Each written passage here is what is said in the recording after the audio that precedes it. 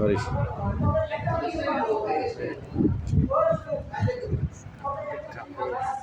তাহলে প্রথম ভগ্নাংশ x y নিচে xy y z নিচে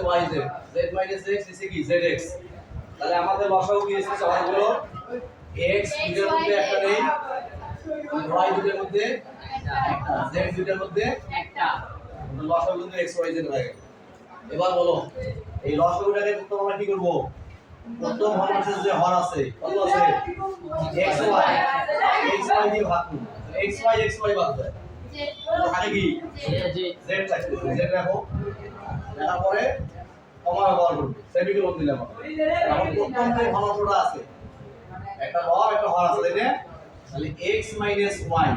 এই লবের সাথে তোমরা z টা গুণ অবস্থা দেখাবে যে কি অবস্থা রাখলে হর আছে xy এর সাথে আমরা z টা কি যে গুণ অবস্থা রাখলে তাহলে ব্র্যাকেটটা তুলে দেই তাহলে x এর সাথে একবার z দাও কি এসে তাহলে x এর সাথে z দিলে x মাইনাস y এর সাথে যদি z গুণ করো তাহলে কি এসে y z আর নিচে আসছে কি x y তাহলে আমাদের প্রথম ভগ্নাংশের কাজ শেষ এবার দ্বিতীয় ভগ্নাংশ তাহলে দ্বিতীয় ভগ্নাংশ হর কি আছে y z আবারও লসাগু উঠে লিখবে এখানে x y z ভাগ কি লিখতে হবে y z বাদ দাও তাহলে কি লিখতেছে x লিখতেছে তাহলে আমরা এখন এখানে x লিখি ভাগ করা ছিল আমাদের x দ্বিতীয় ভগ্নাংশটা এবার কি আছে লব কি আছে y z এর সাথে কি বসবে দেখা x বসবে আর নিচে কি আছে y z এর সাথে কি বসবে ওই x বসবে x যেটা আমরা ভাগ করে বললাম তাহলে এখন আমরা যদি উপরে গুণ করে দেই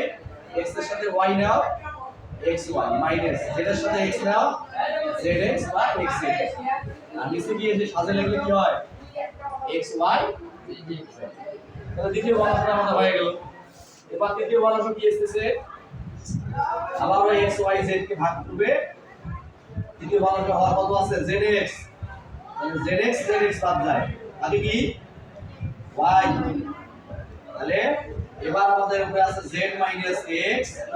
এর সাথে y দাও আর নিচে আছে zx এর সাথে y দিলাম তাহলে এখন উপরে আমাদের যদি গুণ করি তাহলে yz xy এই যে y এর সাথে একবার z গুণ করছি y এর সাথে একবার x গুণ করছি আর নিচে কি সাথে সাথে লিখি এটা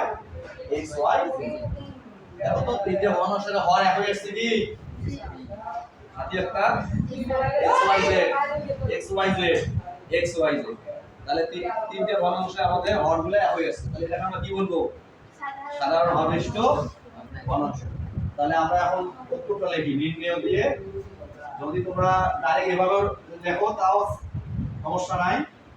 আর একটু সাদা লিখে দিলে ভালো হয় xz মাইনাস কি আছে yz divided by xy z comma তারপর কি আছে xy minus zx divided by কি আছে xy কমা তারপর আছে yz minus xy divided by কি আছে xy এটা আমাদের কি